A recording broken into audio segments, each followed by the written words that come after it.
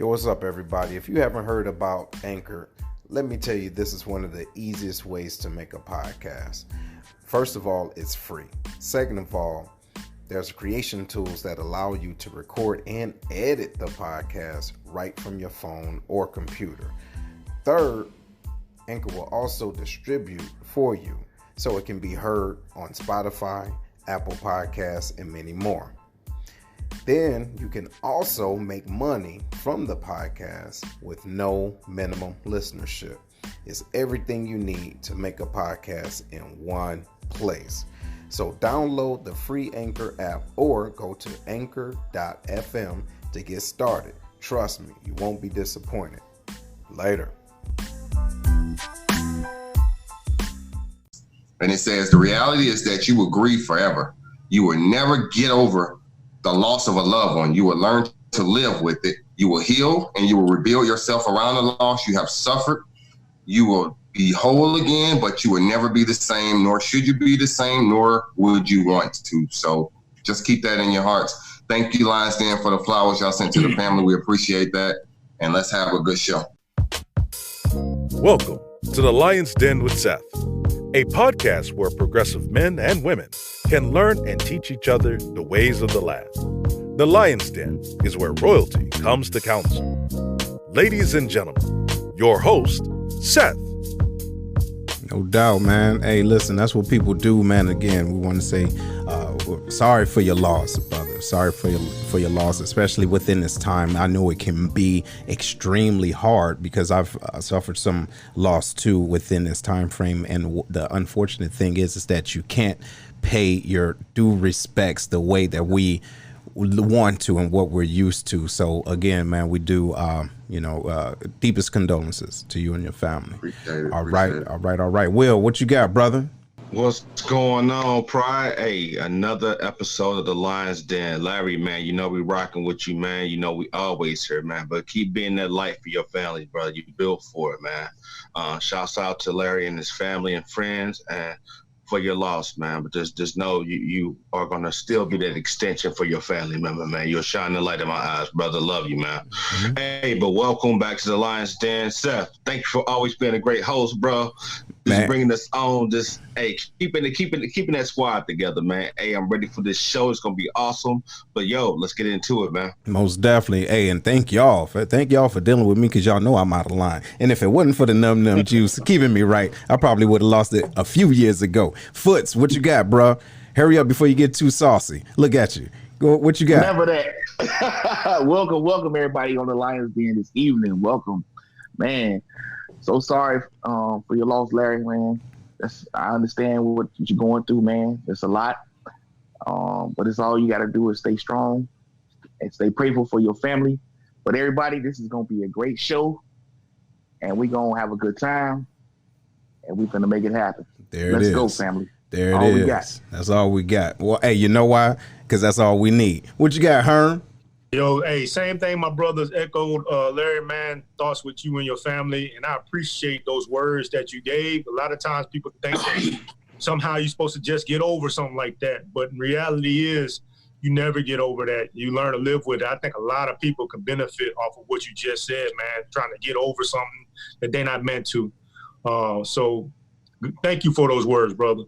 We're going to have a good show today, you know what I'm saying? And thankfully, I'm here to give y'all my presence. So let's get it.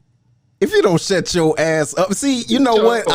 You know what the problem is? You know what the problem is, y'all? We can't do it right for too long. Why? Because we got somebody like this fool that got to say something out of line. Anyway, so look, we want to welcome the doctor on to the Lion's Den. He about to get bit, you know what I'm talking about? But he's hey, look, this brother's been getting it in. Let me tell you a little bit about the doctor, Dr. Tracy Washington. Okay, he's a healthcare executive, motivational speaker, author, and a professor and entrepreneur, and there's great stuff. Y'all listen, he did almost 30 years in the United States Air Force. Bless you for that. All right, because I know it wasn't easy. Anyway, so he has appeared as a guest on the Logan Powers Show and Wellness Architect Show and the Black Wall Street in Greensville show. Man, congratulations on that. So I'm not gonna, I'm not gonna go all through your bio. It's it's long enough. But however, you are the man that's on the show, and I want to, on behalf of the Lions Den and everybody that's watching, want to welcome you, good sir, on here. Hey, I appreciate it. Appreciate it so much. Yes. So go ahead, brother. Tell us a little bit about what you do. Well, before I start that, Larry, I too want to say that your family are in my thoughts and prayers. It's never easy losing someone, King, but I will tell you this. I'm a firm believer that our ancestors walk with us every single day. And even though they've gone on and we may not be able to see them, but they guide and they're with us. So you and your family will be in my thoughts and prayers. So I just wanted to let you know that. But just a little bit about myself, man. I did 30, don't let me tell that lie, 30 years in the Air Force. I did 25 years, 17 days, and 13 minutes in the Air Force. Wait, hold on. Wait, down to the, how many minutes? Did you do the minutes? Hey, 13, sir. Right. Yeah, I had a countdown clock on my desktop for a little while. But it was a great time. I joined the Air Force when I was 18 years old. My father retired from the Air Force as well. So Air Force was in my blood, and I would tell you, if it were not for the Air Force, I wouldn't be the person I am today. I grew so much, coming from a small town, Albany, Georgia, and being able to see the world, meet some of the most amazing people, from countries, I couldn't even pronounce before I went into the Air Force, so it was a great experience. But after and while I was in, let me tell you, I was for Charlie, which is mental health. So I did that primarily for about 14 years of my career before I went into more of the executive roles. And you all know, as you gain rank, they stick you in the office and, you get to lead more people, or blessed to lead more people. And then by the time I retired, I was the chief of medical enlisted force for ACC's medical force. And that was about 12,000 people across 13 hospitals. I was the chief for those. So that too was a blessing. But I retired in 2018. And once I retired, I took about 2 months off and I said, you know what, I need to get a job, So I was blessed. I got hired to be a regional director for a healthcare organization. I was in charge of 9 clinics across Virginia and also Washington, D.C. It was an awesome group of people, great organization. But after about a year and X amount of months, I just still wasn't happy, once I retired. And, it was great. It was what I knew, but it wasn't my passion. So once I did, I did some prayer. I consulted with a lot of my mentors as well, too. And I decided to go off and delve into my own passions, which is, entrepreneurship and also giving back to our Black culture, which is huge to me. So that's just me in a nutshell up to right now. So I just calculated about 30 years into about two or 3 minutes. Yo, hey brother, that's dope, man. That's dope. And I know it's it takes a lot to know that you want a job, but not necessarily is it all about the money, right? Because you have to be fed and have to position yourself to be fed and to feed.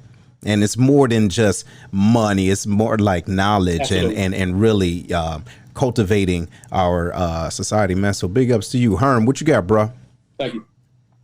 Hey, first, Dr. Washington, want to thank you for coming on to the show. With your experience, I'm pretty sure you got a lot to share with us. So thank you for coming. First thing that pops out of my mind, you say you're from Albany, Georgia, right? Yes. Ain't that where Phil Miles from?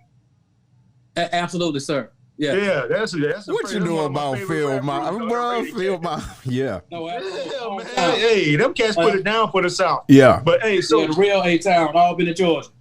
So coming from the military, right? Coming from the military background and being able to jump into everything that you're involved in, can you tell us about the beginning processes of, okay, now I finished this career right here, and now I'm ready to get back to the Black culture.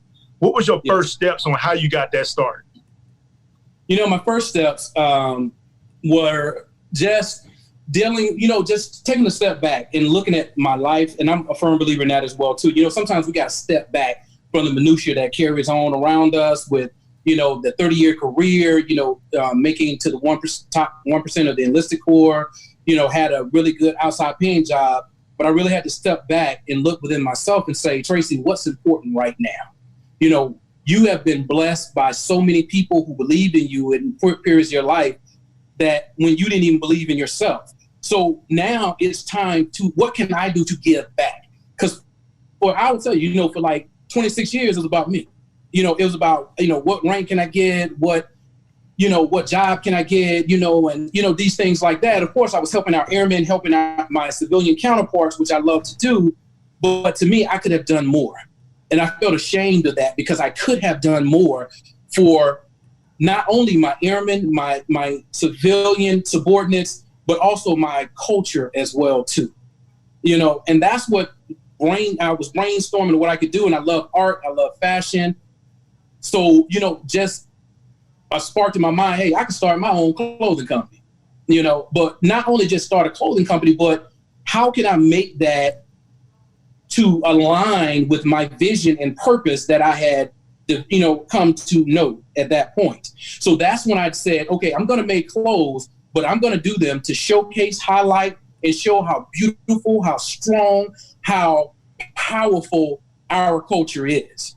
So and that's how I exude that in every piece of clothing that you will see come from the United Crowns collection. So I don't think you'll find one in there. Even our children's line, my daughter, who's my vice president of the children's line, and she's 8, and she'll always look for the princesses and, that look like, our shades of melanin. And she's proud of that because representation matters to her. And it matters to me as well, too. So that's kind of how I got started with my clothing company. Hey, brother, that's deep. So first thing I want to do is ask, the shirt that you have on, is that yours? Yeah. Is that from your line? Absolutely. This is the Black Dad shirt that we have on our line right here. And this is one of many that highlight and celebrate Black fathers. We have some that celebrate Black mothers as well, too. And, which is dope, which is real dope. Yeah. And so everyone that's on right now, as far as in the Lions Den, we are fathers, and we want to make sure that we give our children what they need. And it is hard. It's extremely difficult because of what we do as far as being in the military, because the military isn't necessarily for that. And, based off of what we signed up for, it's not about you. It's about protecting the Constitution. You understand? So, but when you have that burning desire inside to make a change, and ladies and gentlemen, this is what we're talking about, the reason for change, okay? And the reason to change. And I want to say shout out to y'all that's watching now. Hey, give us a shout out. Let us know where you're listening at, okay? Or from. We appreciate y'all. But this is very, very crucial, especially now, because you have to take the time to quiet the noise. And I do believe that this pandemic is helping to do that. You quiet the noise, and it's forcing you into a certain level of solitude where you can analyze what's extremely important. OK, and part of what's extremely important is your legacy. You want to be able to be on your deathbed or wherever and say, you know what? I'm good. No regrets, no regrets. And so I commend you for doing that, brother, especially by doing the same thing and helping your daughter to see that vision as well. Will, what you got, brother? Hey, what's going on, doctor? What's going on, King? You mentioned about your career, how the military influenced, right? So to be as transparent as possible, go back to before you became an airman, right? And all those trials and tribulations throughout your career and where it took you to mentally. Can you go through that a little bit? Because I think it's a missing piece when you talk about new airmen, new generations, as to where they were and how they can get there. They're still trying to figure this middle part out.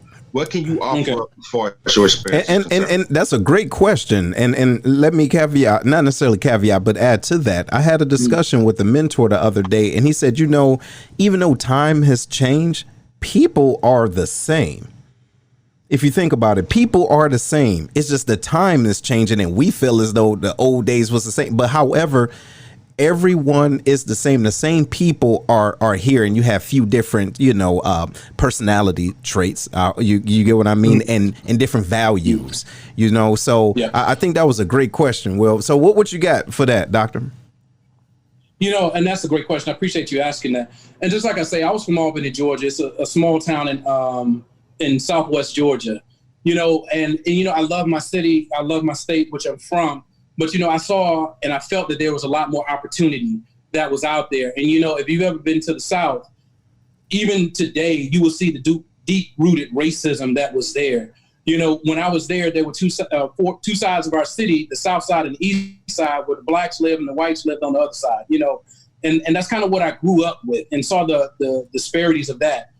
And, like my high school, we had Caucasian Americans in there, but it was very few, So I didn't really have that many interactions except, casual with other ethnic groups and minorities. So that was a change for me once I said, I take this oath, I come into the military and things like that. So when I first started, I can tell y'all, I don't have one of those Cinderella stories. Like, sometimes my fellow chiefs will tell you, my brothers and sisters, that, their course was plotted out for them and this happened, that happened. They had a slew of great mentors and everything just kind of lined up and magically they became chief. I wasn't like that, to be honest with you.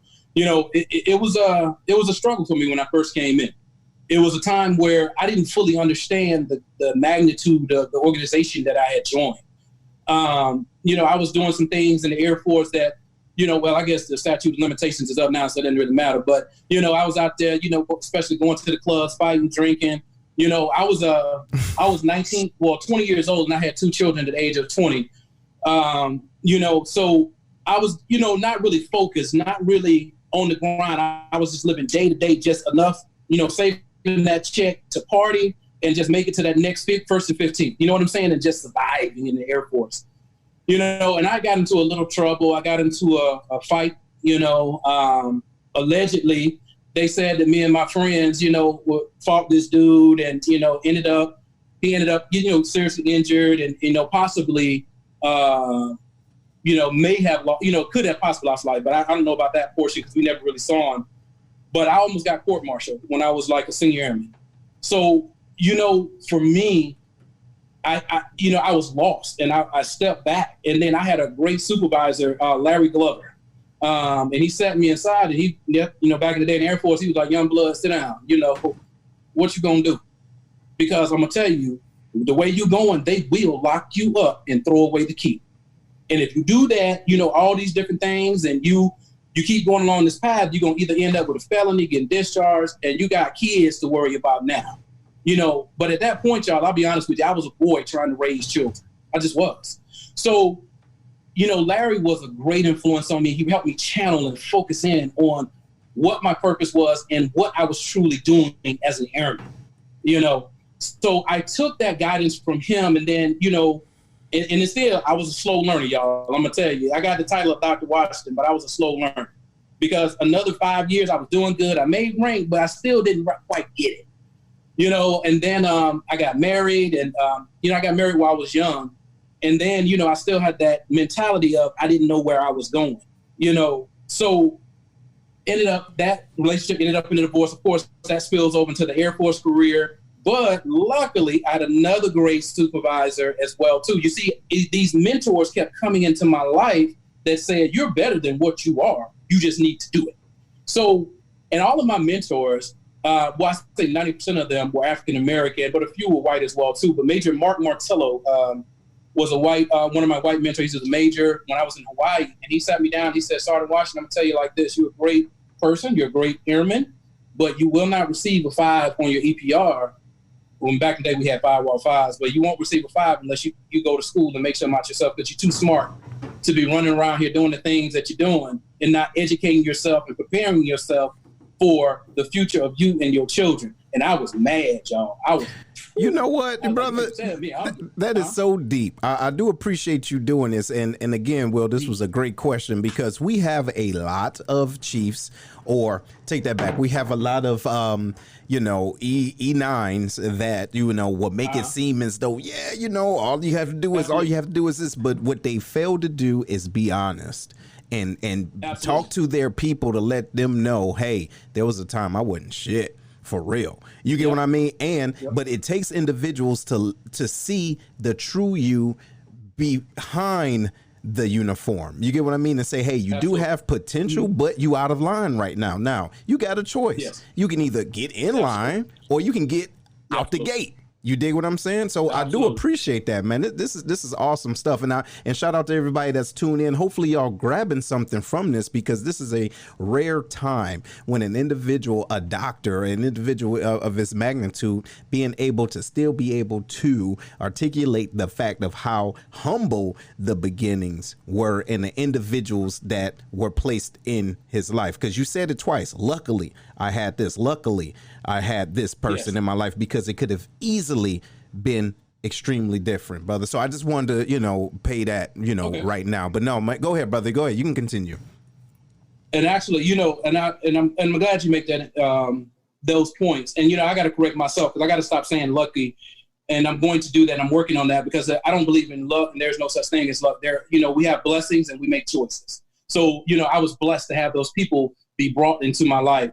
And, when we talk about, I have a lot of brothers and sisters, like you say, chiefs, and don't get me wrong, we all have our own journey, and that's what it's all about. But a lot of people, they'll leave out tidbits of their journey to make that journey seem glorified. You understand what I'm saying?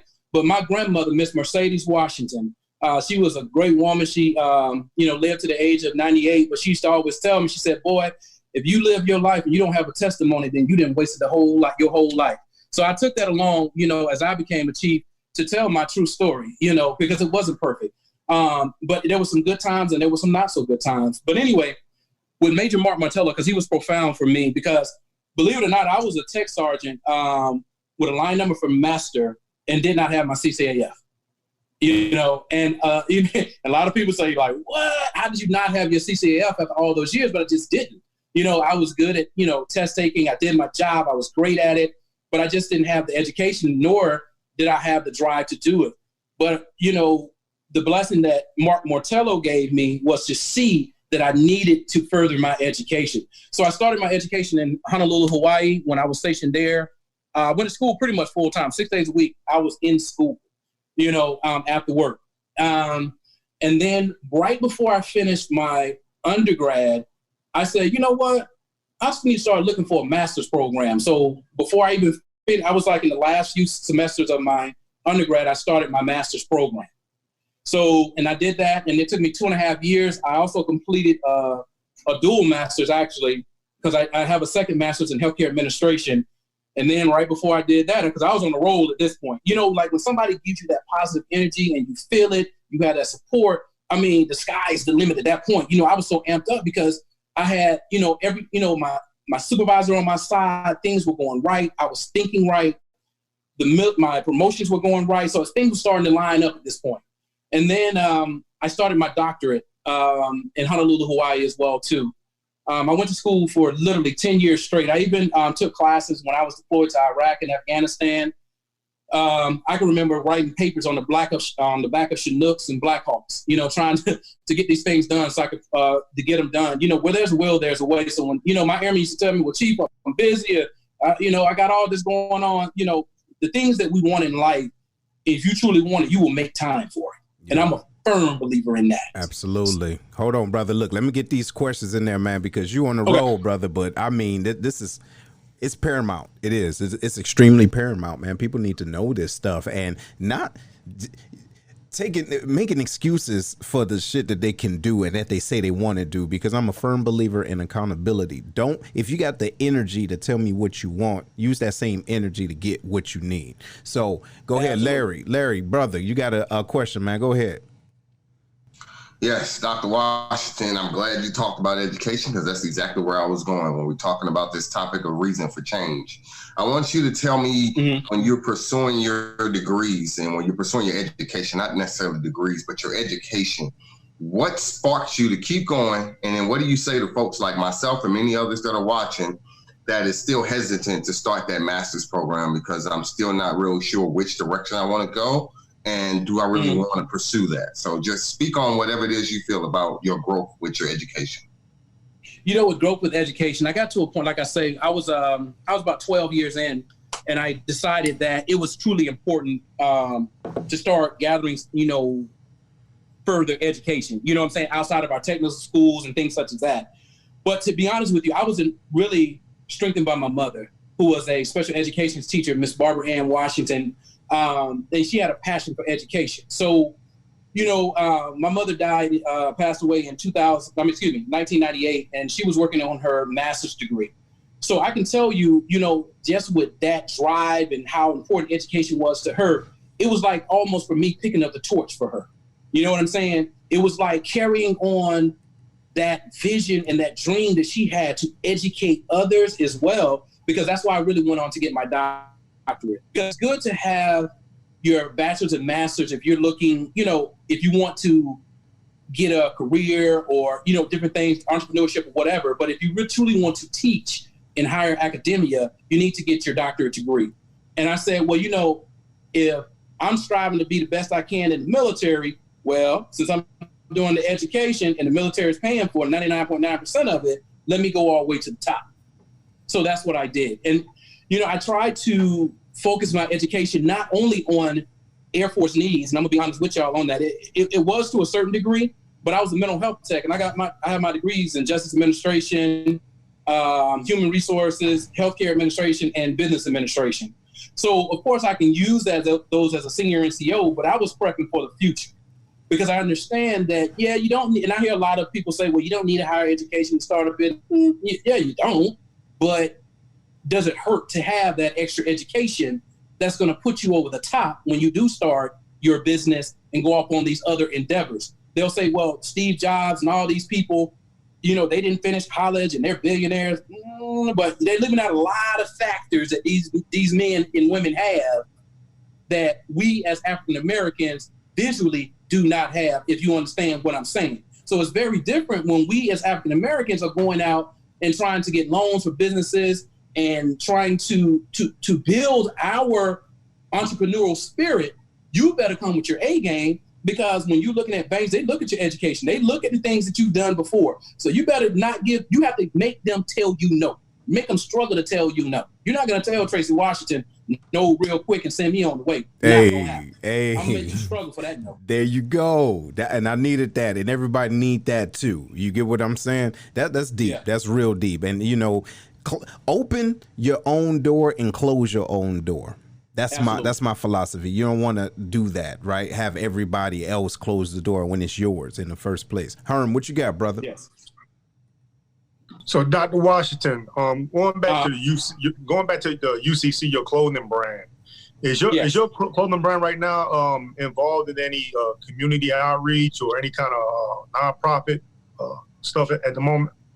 Absolutely. Currently, right now, the United Crowns Collection, we're having a huge fundraiser. It's called We Run With Ahmad. And we all have seen the different videos and know the story of Mr.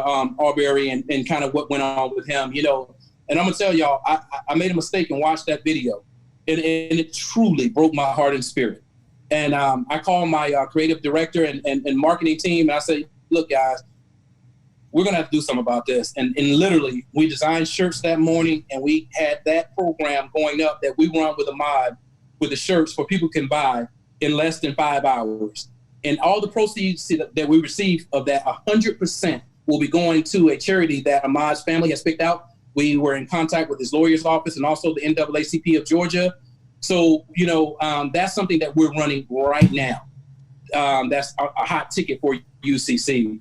Another thing that we're doing is Motivational Wednesdays. I do a live IG for my platform, and we talk about solution-oriented resolutions to problems or issues going on in our communities.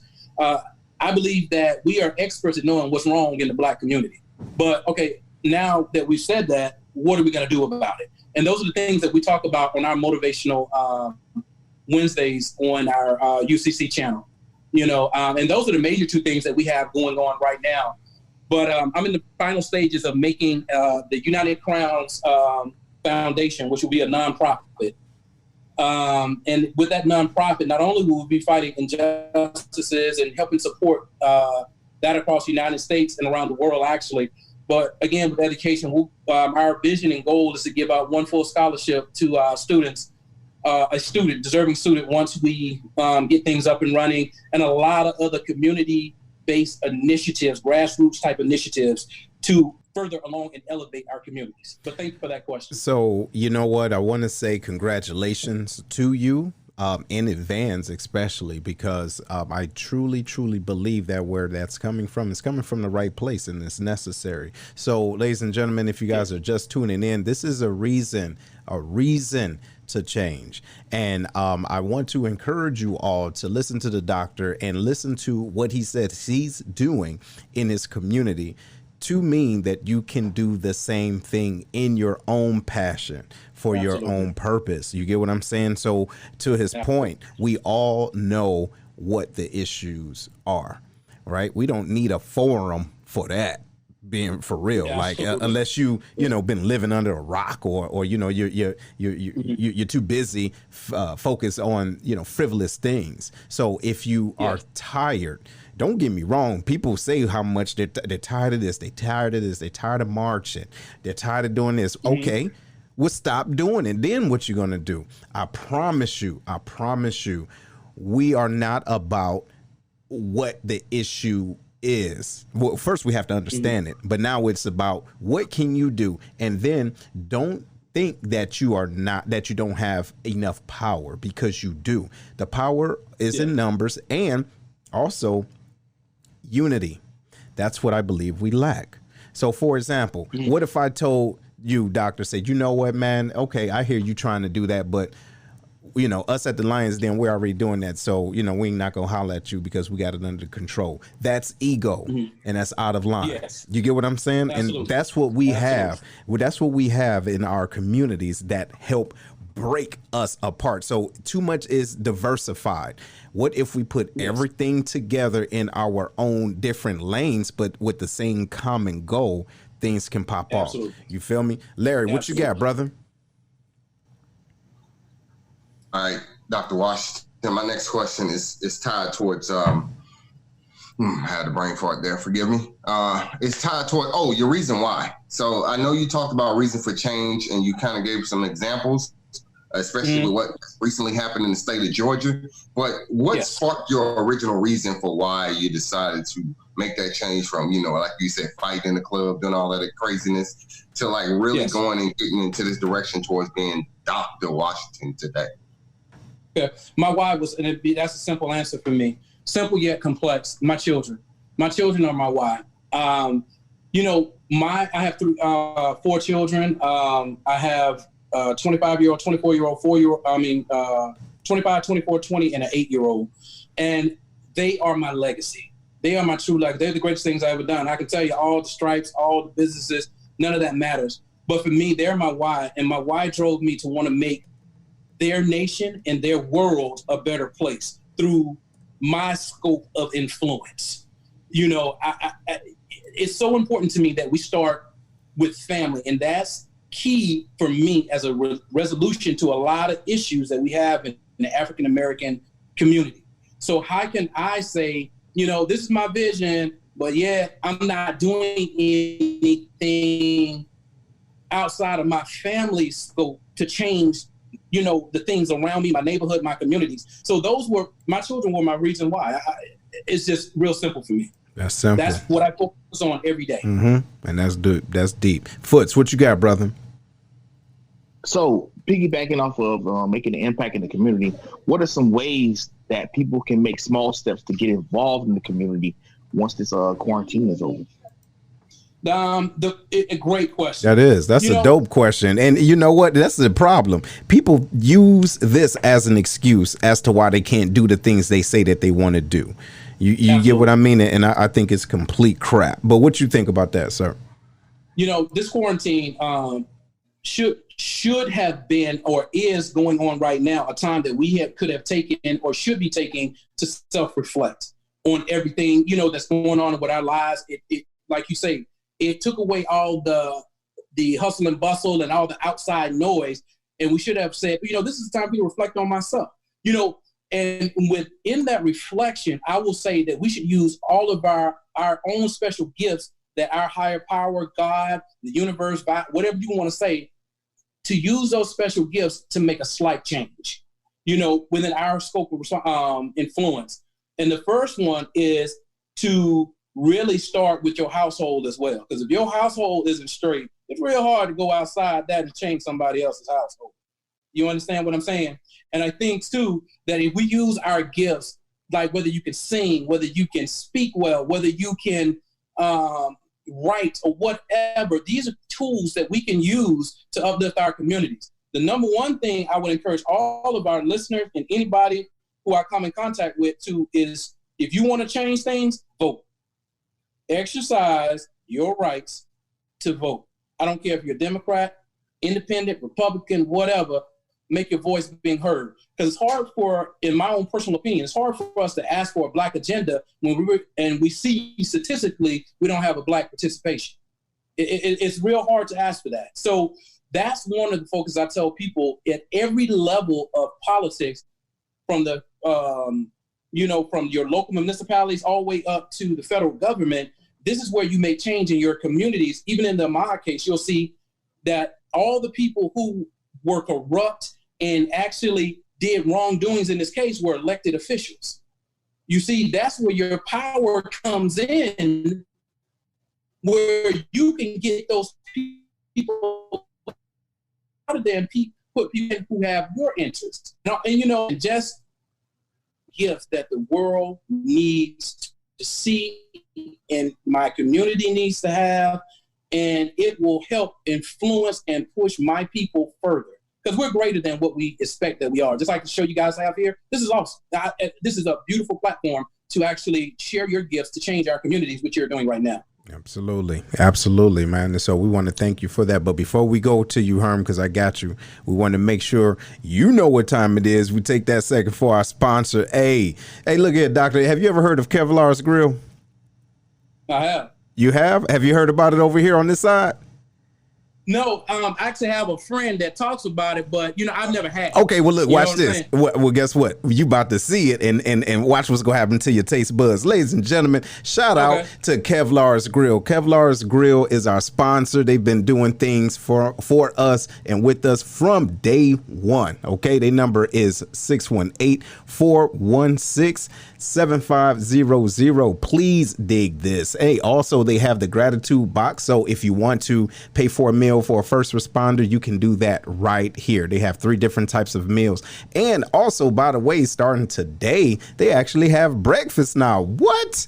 Okay, now obviously we can't do the brunch that they used to have or whatever because of the current situations, but that's still no reason for you not to get some of that wholesome breakfast. So they got the fish and shrimps. Hey, they got the the steaks and everything, and it's great. And so they do deliver. They got the Grubhub 25-mile radius. Okay, so again, their number is 618-416-5700, located inside the VFW post 4183. Can you dig it? Hey, and listen, the food is outstanding, ladies and gentlemen. If you don't know about it, ask somebody. Ask them to email you a plate. All right, trust me, it'll work. Hey, what you got, Doc? Hey, do they deliver to Hampton, Virginia? Brother, I bet you they're freeze dried. Hey, and make it do what it do. Good. I'm telling you, because look, them brothers is some hustlers. You understand? That's what we deal with. Please believe me. Go ahead, Herm. What you got, Herm? Hey, so Dr. Washington, now that you're retired and you're moving on to the next phase of where your life is taking you, have you received like negative feedback from the people in your past military? Because from what I experienced, a lot of times when people talk about being pro-Black, they think that you are anti-something else. Have you faced that, and how did you respond to that? How do you educate them people on that? Honestly, I truly haven't. Thus far, I haven't received any negative feedback from any of my, friends, former colleagues, or brothers and sisters of chiefs. Even with our the branding that we have, I will tell you this. Again, I've been a blessed man because I've had people of all ethnicities, backgrounds buy our shirts and support my company. I have not had that just as of yet, where I've received any negative. But I will tell you, I have received sometimes that a little shade. You know what I'm saying? From certain people that, it's almost that mentality like, oh, okay, I see you got your little shirt business going on. Hold on, wait, Doc, yo, hold on. I'm glad you said that because it's so out of line. But the question is, and I'm gonna throw it out there, because I don't care, plus I've been sipping a little bit. Is it the individuals that A, know you, or B, look like you? They look just like me. Yes. That's why I said it. And I was talking to a business partner of mine, and we, it's funny, but I don't focus on that energy. I can tell you that. I truly don't. I'll whatever they say, I'll let you shoot your shot or whatever, and I move on because my energy and my focus is not on that. It's bringing the best I can to my business and to the people and my customers and everybody else. So. Yeah, but you get shade every once in a while. But other than that, it's no real blatant, just because like you're pro-black or your products are pro-black. I haven't received any negative feedback behind that yet. Only support from all of my fellow chiefs, airmen, and everybody that I've contacted with in the Air Force. That's dope, man. Congratulations with that. Big Will, what you got, brother? Dr. Washington, you talked about your fellow children and, of course, your one princess, right? Yes. So how do you educate your children, the types of conversation you have with them in this reality that we have here today? Yes. I have to have that conversation often where I say some conversations you might not have to have with your children that I have to have with mine. Oh, absolutely. Just a little bit? Yes, absolutely. I have older two sons. My oldest son, Jamil, just to give you a description before I speak, Jamil is 6'8". He's about 315 pounds. He was a NCAA football player at a small, school in Oklahoma. He's a high school football coach now, but we have stern conversations. Just realism that, you can't do some of the things that he's 25 that some of your other friends are able to do. Like, like a police stop you.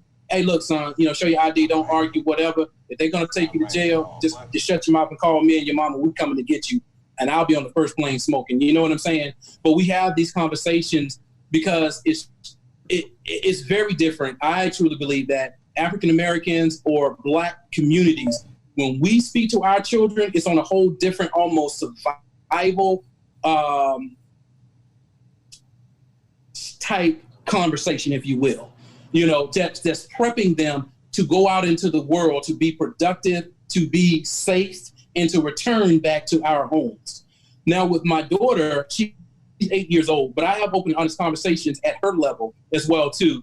Even as we were prepping for this business, I'm gonna tell y'all, she's in every step of the business. She knows, understands, that we have to purchase the shirts first and the proper things. But when we talked about the Arbery case, she had a lot of questions, and I had to speak at her level. But I told her, certain people in this country, they do not like you because of the color of your skin, the way you look, the way you dress, the way you speak. And I had to filter all of the questions that she had. I don't avoid those questions because I don't avoid, and I'm going to tell my children the truth. Now, I don't sugarcoat things, but I'm not going to, you know what I'm saying, but I'm not going to sugarcoat it either because she needs to know at an early age, and she's experienced racism at 8 years old in her school systems as well. So it's important that she knows this and that we are doing something to change it.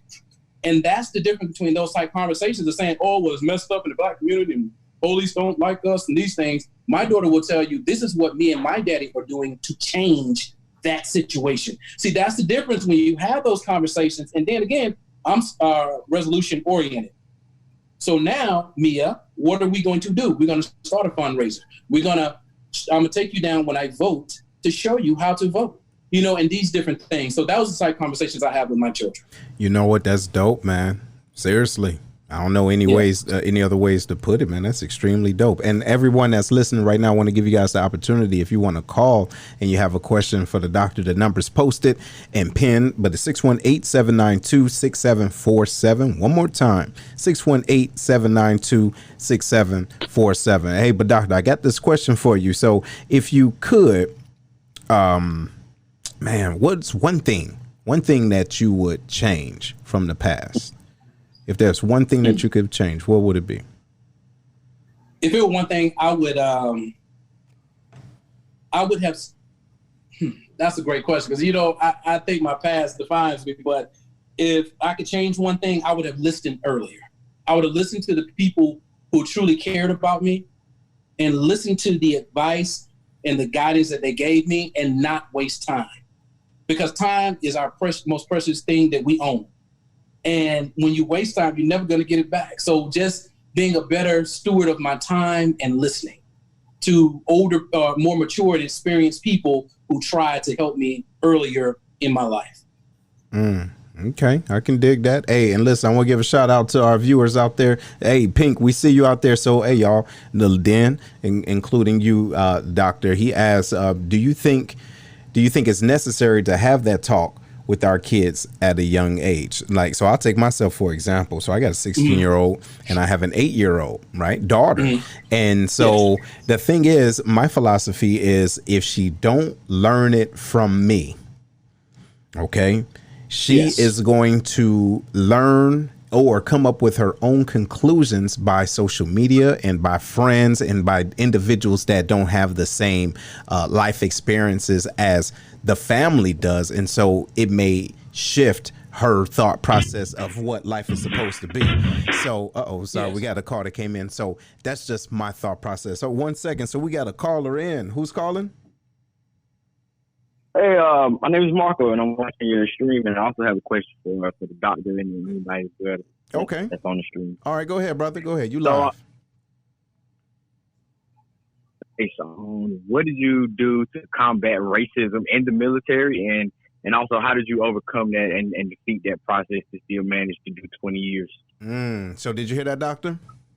Yeah, can you repeat the question? Okay, so basically, he asked, what do you do to combat racism, and what did you do within being in so long, right, to have to deal with that? How did you combat that? Hey, and shout out to you, brother. Thanks for calling in. All right. That's a great question. And no problem. Thank you. My 25-year career, there was points where there was overt racism that went on when you talk from the difference of the airmen of the quarter boards and NCO of the quarter boards, where you could see blatant, they hang out together at their different spots, but they're getting these things and the list could go on and on. And I will tell you this, what I did was I surrounded myself with a great group of friends, mentors, that we were able to talk about these things and strategize plans to help circumvent these things as well too. Throughout my latter part of my career, I can tell you, just like when I talked about when a bank, I'm gonna make it hard for you to tell me no. I took that same montage when it came to everything that I did in the military. I'm gonna make you work to tell Sergeant Washington no, Master Sergeant Washington no, Senior Master Sergeant Washington no, and you damn sure had to work hard to tell Chief Master Sergeant Washington no. So I think if I would give any advice to our young African American airmen or any other minority group, I would say, just educate yourself the best you can. Know those your AFI's regulations, whatever branch of service that you're in.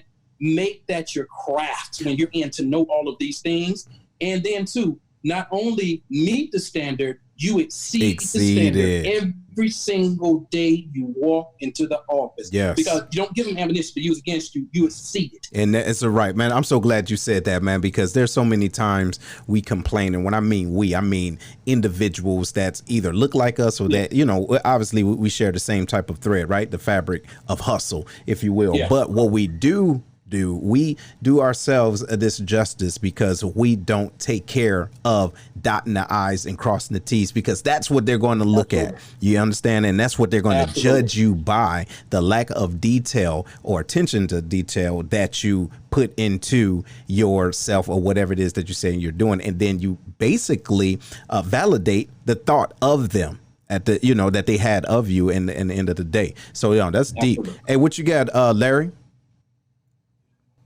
Yeah, Dr. Washington, my last question. So we're talking about reason for change, right?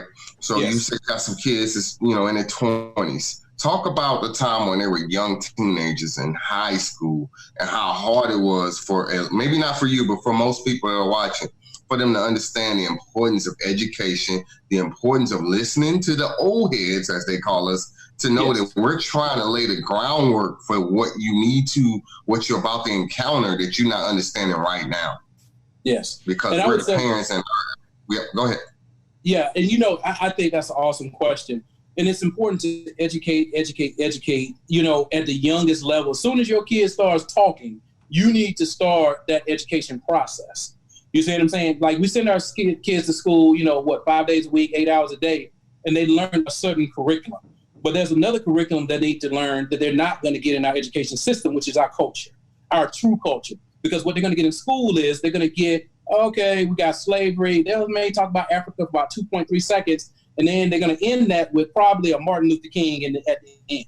But, you know, it's a lot more to our history and culture that, you know, you couldn't fit in volumes of books. And I think that's the education that we need to start pressing to show our children, just because they don't tell you that you are king or there queen, you that go. You are. And I'm telling you that you are. I have a calendar, and I wish I could turn my phone.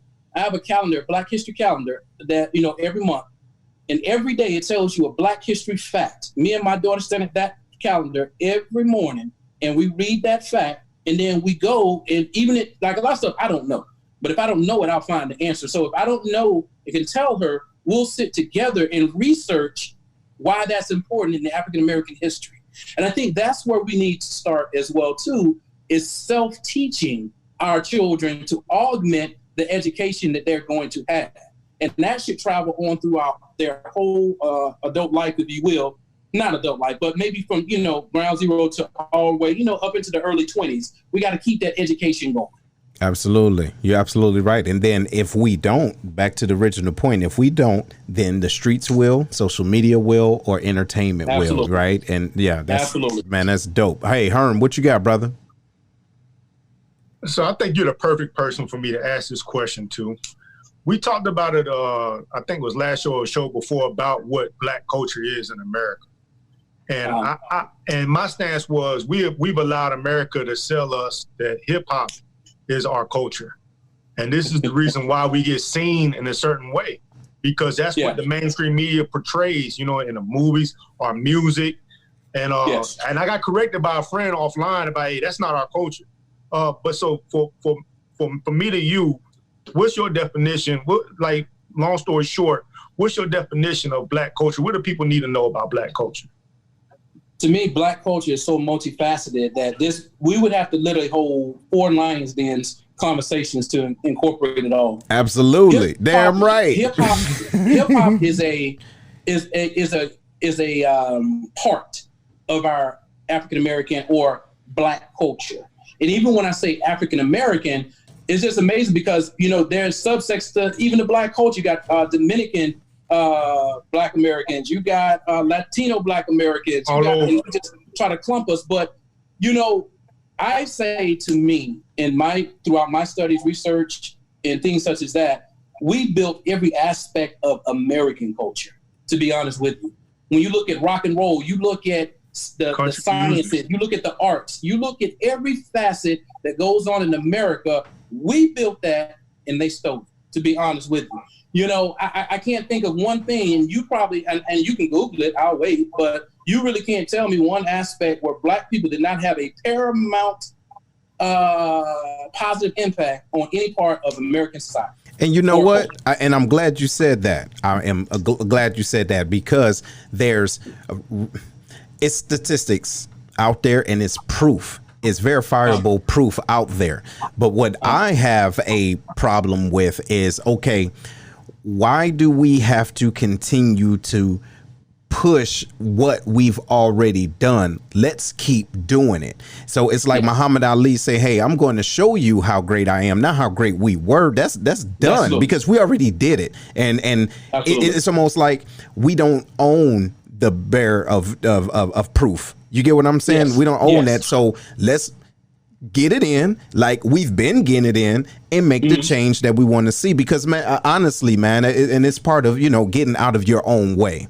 All right. And getting out of our own way. Stop trying to wake up people that want to stay asleep. What are you doing? You get what I'm saying? If you're woke, if you're woke right now and you get it, boom, I know what we did. I know what we're about. Now it's time to put in that work. How much time you going to put in to trying to wake up individuals next to you that will fight you to stay asleep?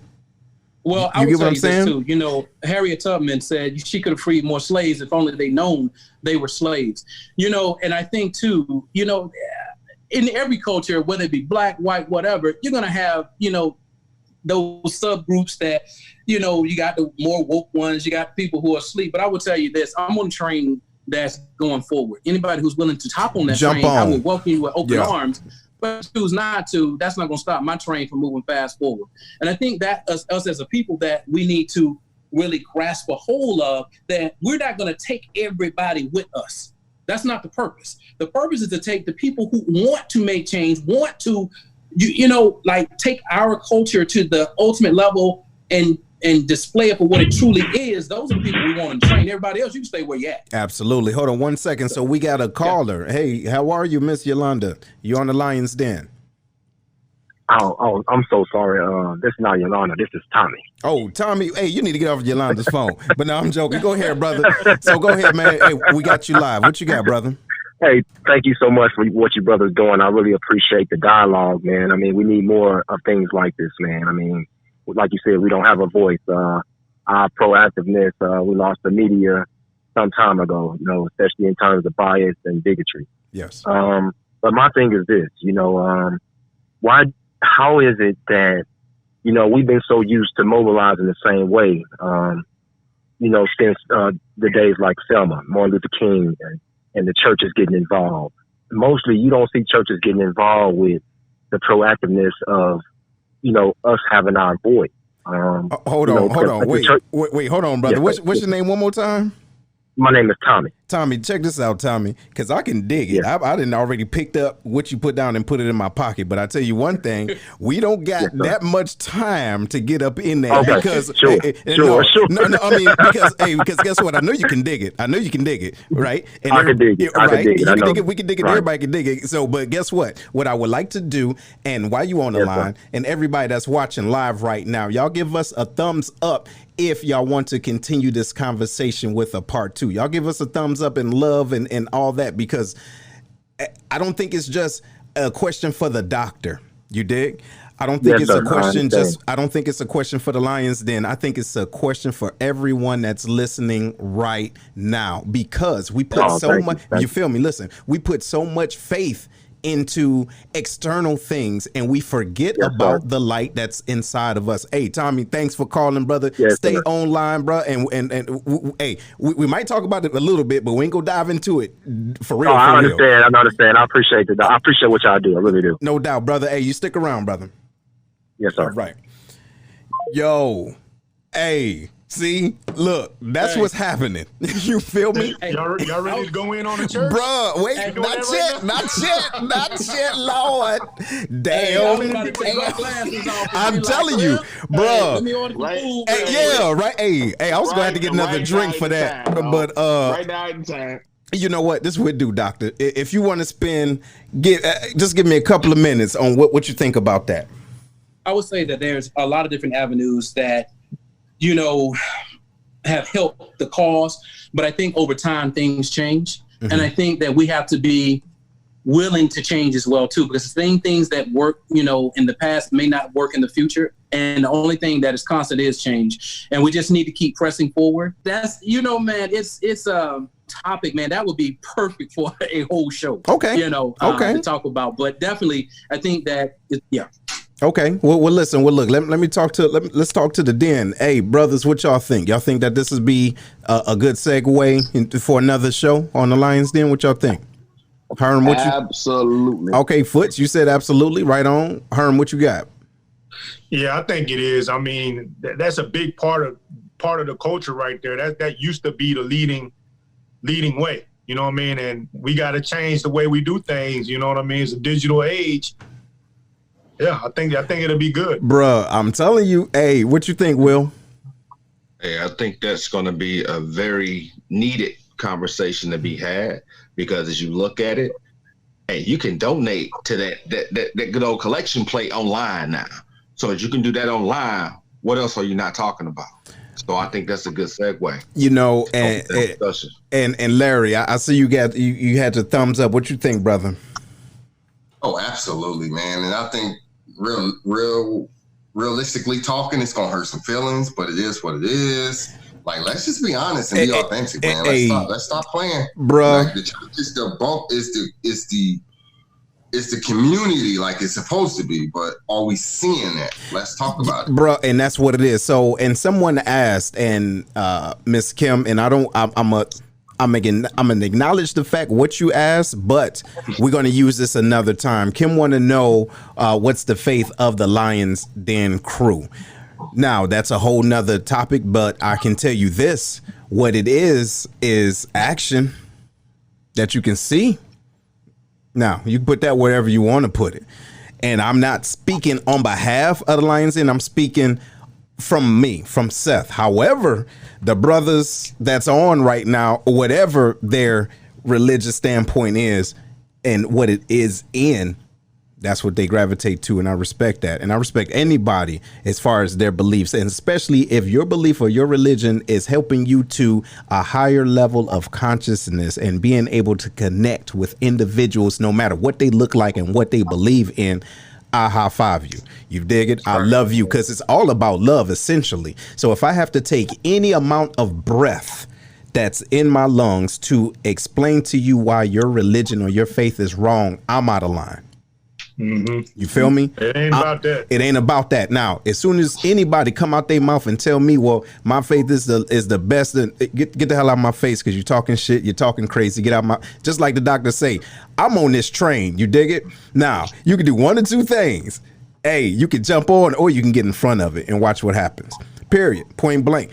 But anyway, what I do want to say is thanks everybody for listening, because we've been on for an hour. This was great, yo. Hey, it was, man. It seemed like 30 minutes. I was getting ready to go. I was warming up. I know, brother. But hey, but you know what we gonna do though? No, I didn't even ask you, man. Do you mind coming back for part 2?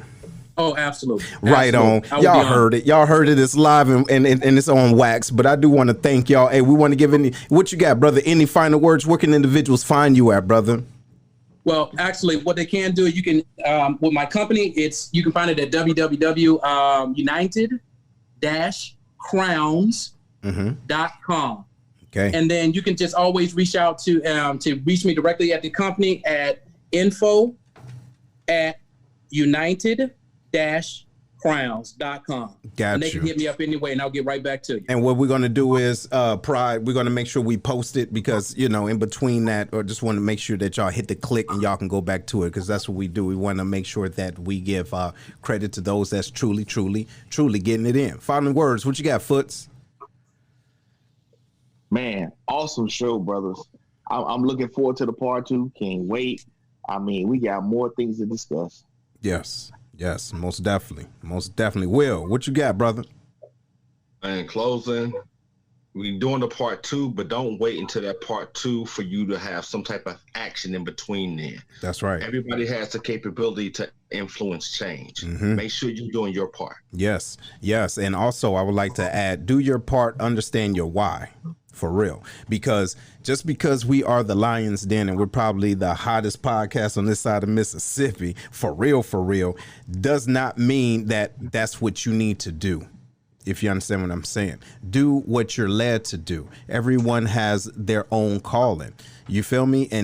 But answer your call, if that makes sense, right? Everyone got a horn that they want to toot your own note. All right, and then make that change happen. What you got, Herm? So, hey, Dr. Washington, appreciate you coming on. I'm glad I got to know you, and now I'm going to be able to follow and see what you do moving forward.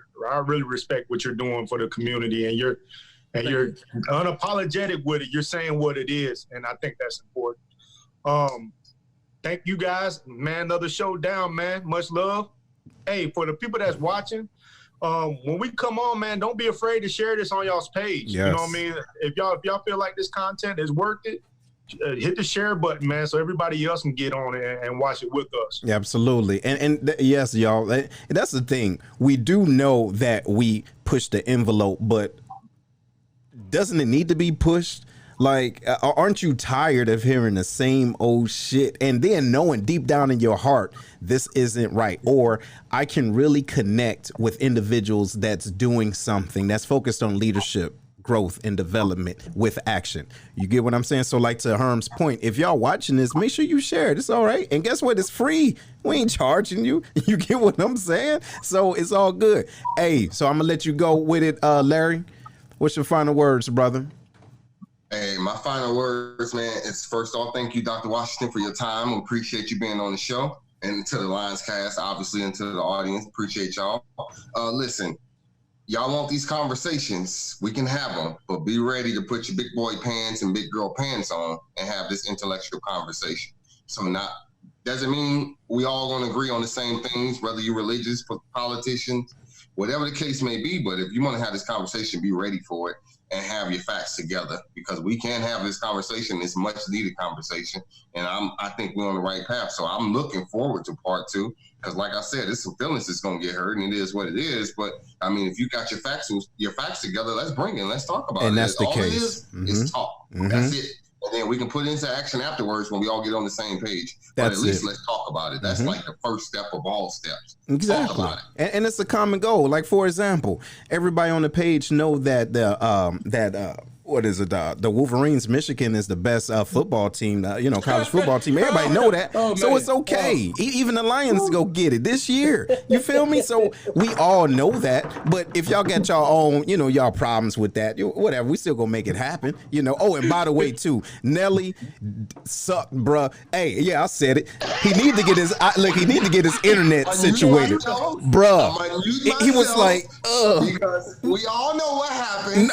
No, he don't have a catalog for Ludacris, bruh. Hey, man, listen. Hey, A-Town got it in, brother. And hey, that's all I got to say, man. Nelly, how did that even happen? Though. Say what? Ludacris from Chicago. No, I know where he's from, but I mean, he represented the A. Yeah, you feel me? You're from Detroit. Sit the hell down. First of all, you the whole reason why they got the arch with the crying Jordan on it. You dig what I'm saying? You feel me? But anyway, y'all. Hey, so look, we love y'all. We're gonna be seeing y'all pretty soon. Thank y'all. This has been a great show. Much needed, and like they all said, be ready, because when we come, we're not coming to bullshit. We're gonna have fun, but we're coming with some realness, because it's out of love, essentially. Okay, this is where it's really coming from. So on behalf of the Lions Den, we are out. See you next week. Like what you hear so far? Make sure you never miss a show by clicking the subscribe button now. The Lions Den podcast is made possible by listeners like you. Thank you for your support. Now, back to the show.